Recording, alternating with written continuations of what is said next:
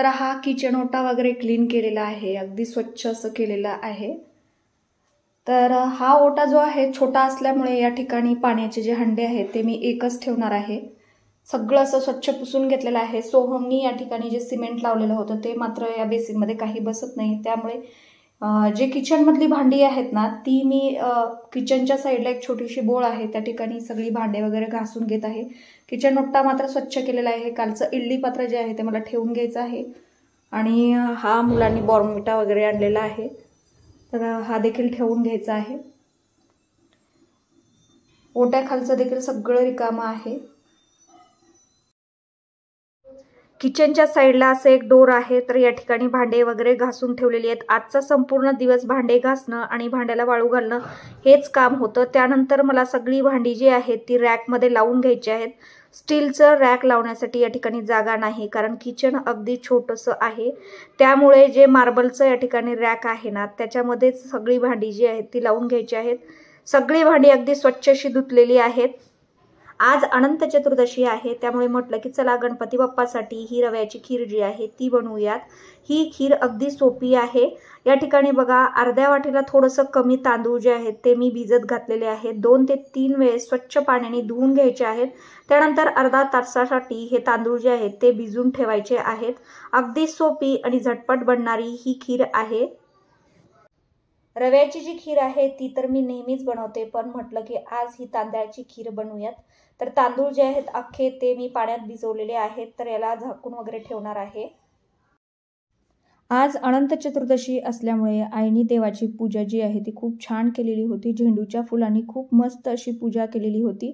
तर आज गणपती बाप्पा जे आहेत ते जाणार, त्यांचं विसर्जन होणार आणि आपलं जे घर आहे ते बघा मग कसं शांत शांत वाटायला लागतं।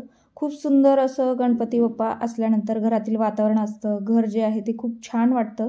देवघरामध्ये गणपती बाप्पांकडे बघितलं की असं वाटतं की गणपती बाप्पा जे आहेत ते आपल्याशी काहीतरी बोलणार आहेत। खूप मस्त अशी ही देवपूजा झालेली होती आणि आता बाकीची जी तयारी आहे अनंत चतुर्दशीची ती करायची आहे। आज अनंत चतुर्दशी आहे, त्यामुळे आईनं बनवलेली होती पुरणपोळी। ही आहे पुरणपोळी, मस्त अशी तूप वगैरे टाकलेलं आहे याच्यावरती, ताकाची कढी, दूध आहे त्याच्यामध्ये तूप टाकलेलं आहे, गवारीच्या शेंगाची भाजी आहे, थोडासा ठेचा आहे आणि साधा भात। तर अशा पद्धतीचं आजचं अनंत चतुर्दशीचं जेवण आहे। आईचा गणपती बाप्पा जो आहे तो 10 दिवसाचा आहे, तर आज अनंत चतुर्दशी आहे, गणपती बाप्पांचं विसर्जन करायचं आहे। मी जे आहे ते 1.5 दिवसाचाच गणपती बसवते। सासरी जे आहे त्या लक्ष्मी असल्यामुळे मला तिकडे जावं लागतं, त्यामुळे मी 1.5 दिवसाचाच गणपती जे आहे ते नेहमीच बसवत आलेली आहे। आता आईच्या थोडंसं घराजवळ आलेले आहोत, त्यामुळे म्हटलं की चला आईच्या गणपती बाप्पाला आज मस्त असा तांदळाची जी खीर आहे, दूध जे आहे ते मी फ्रीजमधून काढून घेतलेलं होतं। दूध फ्रीजमध्ये ठेवल्यामुळे त्याच्यावरती जी साय आहे ती जास्त घट्ट येते, त्यामुळे नेहमीच दूध जे आहे ते मी फ्रीजमध्ये ठेवत असते। जेवढं मला खीरीसाठी दूध लागेल तेवढं मी दूध घेतलेलं आहे, बाकीचं एका ग्लासमध्ये वगैरे काढून ठेवलेलं आहे। ज्यावेळेस लागेल त्यावेळेस हे ग्लासमधलं दूध मला वापरता येतं। तर जाड बुलाचं पातेलं घ्यायचं आहे, त्यामुळे खीर जी आहे ती करपत नाही, कारण आदनमधनं खीरीला सतत ढवळत राहावं लागतं।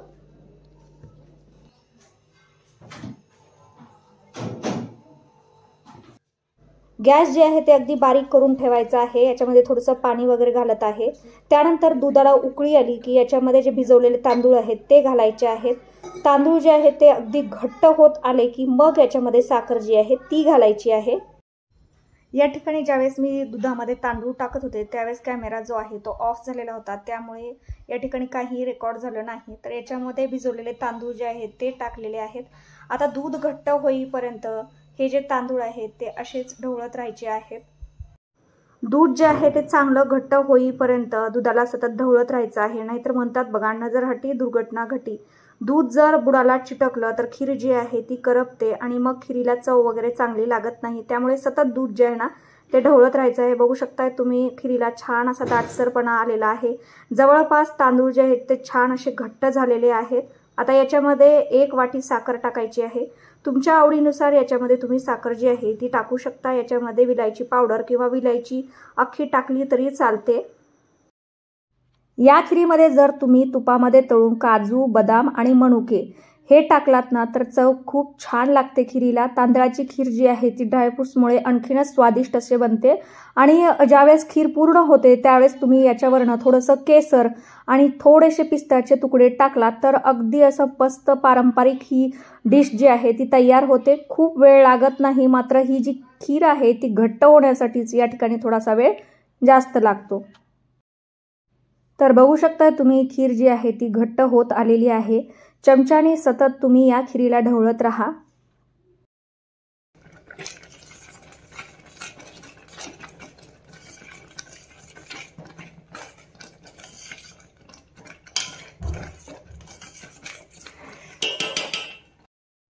खिरीमध्ये बघा विलायची पावडर जी आहे ती टाकायची आहे। माझ्याकडे विलायची पावडर नव्हती तर हे जे अख्खी विलायची आहे ती टाकत आहे, याच्यामुळे देखील छान चव लागते।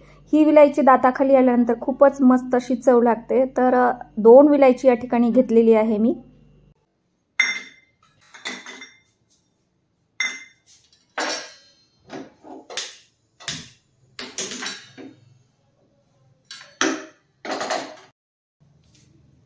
हे जे तूप आहे ते घेतलेलं आहे, नॅचरल घी आहे हे।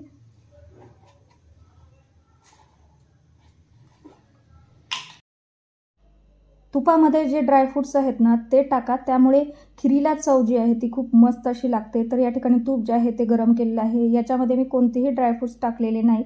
आता हे जे गरम झालेलं तूप आहे ते खिरीमध्ये टाकून घ्यायचे आहे। तूप टाकल्याने देखील या खिरीला खूप मस्त अशी चव लागते। मुलांना जास्त ड्रायफ्रुट्स आवडत नाही, त्यामुळे फक्त तूपच जे आहे ते मी याच्यामध्ये टाकलेलं आहे। ज्यावेळेस तुम्ही सर्व करता तर थोडंसं केसर जे आहे ते खिरीवरती टाका, त्याने देखील खिरीला खूप मस्त असा रंग येतो। गणपती बाप्पाची आरती करून घ्यायची आहे आणि आता जो नैवेद्य बनवलेला आहे तर हा नैवेद्य गणपती बाप्पाला दाखवायचा आहे। तर खूप मस्त असा खिरीचा नैवेद्य जो आहे तो तयार झालेला होता, सगळ्यांना खूप आवडलेला होता। खीर जी आहे ती थंड झाल्यानंतरच गणपती बाप्पांना दाखवा। खूप मस्त अशी आरती आणि नंतर प्रसाद जो आहे तो झालेला होता। आज अनंत चतुर्दशी असल्यामुळे गणपती बाप्पांचं विसर्जन होणार, गणपती बाप्पा जाणार, त्यामुळे बघा मनाला एक वेगळीच हुरूर होते। खूप असं या ठिकाणी गणपती बाप्पाची आरती जी आहे ती होत आहे। आता गणपती बाप्पांचं विसर्जन आहे ते करायचं आहे। गणपती बाप्पाला नैवेद्य, त्यानंतर बघा नारळ जो आहे तो देखील फोडलेला आहे। आज चुरमुरे वगैरे दाखवला जातात आणि दही भाताचा नैवेद्य जो आहे तो गणपती बाप्पांना दाखवला जातो। दरवर्षी आम्ही नदीवरती गणपती बाप्पांचं विसर्जन करण्यासाठी जातो, त्या ठिकाणी आरती करतो, दही भाताचा नैवेद्य दाखवतो। मात्र यावर्षी तसं काही जमलं नव्हतं, तर याच ठिकाणी गणपती बाप्पांचं जे आहे ते आरती वगैरे आम्ही करून घेत आहोत। पुढच्या वर्षी 1 2 3 4 गणपतीचा जय जयकार।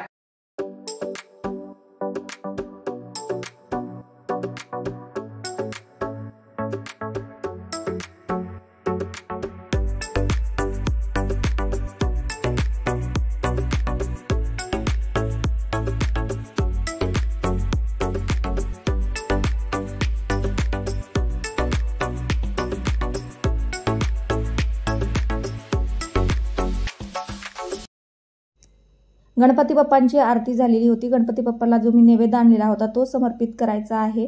दरवर्षी गणपती बाप्पांसाठी मी गव्हाची खीर बनवते, मात्र 1.5 दिवसाचे गणपती बाप्पा जे आहेत ते माझ्याकडे होते।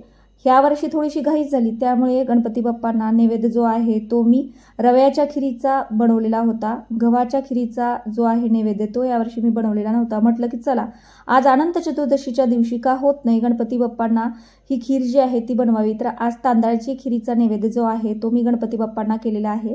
सहसा बघा गव्हाच्या खिरीचाच नैवेद्य जो आहे तो दाखवला जातो, पण ज्यावेळेस काही आपली अडचण असते त्यावेळेस गणपती बाप्पा देखील आपल्यावरती रुसत नाही। तर मस्त असा नैवेद्य जो आहे तो मी बनवलेला आहे। पूजा वगैरे झालेली होती, आरती झालेली होती, नारळ जो आहे तो फोडायचा होता, त्यानंतर सगळ्यांना प्रसाद जो आहे तो द्यायचा होता। खूप छान घरातील वातावरण होतं। आता गणपती बाप्पा जाणार म्हटलं की आपल्याला खूप वाईट वाटतं, खूप असं उदास आणि काहीतरी सुनं सुनं घरामध्ये वाटायला लागतं। फोड एका झटक्यात तरी पोरगं आहे। थोडी भांडी घासलेली होती ती मात्र मी या ठिकाणी अशी वाळवलेली आहेत। तवा जो आहे तो असा उलटा ठेवायचा। एवढी भांडी जी आहेत ती धुतलेली आहेत। हे कांद्याचे स्टँड, कढई, हंडे वगैरे राहिलेले आहेत, बॅलर जो आहे तो या साईडला ठेवून घेतलेला आहे. आणि या ठिकाणी काय झालेलं आहे, पाऊस आलेला होता त्यामुळे सगळं भिजलेलं, सगळी भांडी जी आहे ती ओली झाली. धुवून ठेवलेली होती, परत एवढी भांडी धुवावी लागली. आता याला पण वाळून घ्यायचं आहे. आणि ही जी कप्पा आहेत, हे कप्पा 2 मी स्वच्छ पुसून घेतले. आणखीन एवढी भांडी शिल्लक आहेत, भरपूर भांडी आहेत. या पोत्यात देखील आहेत. आणखीन फिल्टर आहे, याच्यामध्ये काचेच्या भांडे आहेत, डबे आहेत, भरपूर आहे. भरपूर काही काही पसारा निघत असतो. या ठिकाणी जेवढा किराणा आहे तो असा मी ठेवलेला आहे. आता पावसामुळे बघा असे छोटे छोटे बारीक बारीक किडे यायला लागलेले आहेत. त्यामुळे सगळा किराणा वगैरे स्वच्छ असा ठेवून घ्यायचा आहे. आणि या ठिकाणी एवढं स्वच्छ केलेलं आहे. जेवढी भांडी आहेत तेवढी तर सध्या मी आणलेली आहेत. आणखीन भरपूर अशी भांडी आहेत. आणि याला आधी कप्प्यामध्ये ठेवून घ्यावं लागेल आणि त्यानंतर मग दुसरी भांडी आहेत. अनंत चतुर्दशीच्या दिवशी मी गणपती बाप्पांसाठी तांदळाची खीर जी आहे ती बनवलेली आहे आणि त्याचबरोबर घरातील छोटी मोठी स्वच्छता जी आहे ती केलेली आहे. तेच मी तुमच्याबरोबर शेअर केलेलं आहे. व्हिडिओ आवडत असेल तर प्लीज व्हिडिओला लाईक शेअर कमेंट जरूर करा. भेटूयात आणखीन एका नवीन व्हिडिओमध्ये. तोपर्यंत ओम नमः शिवाय.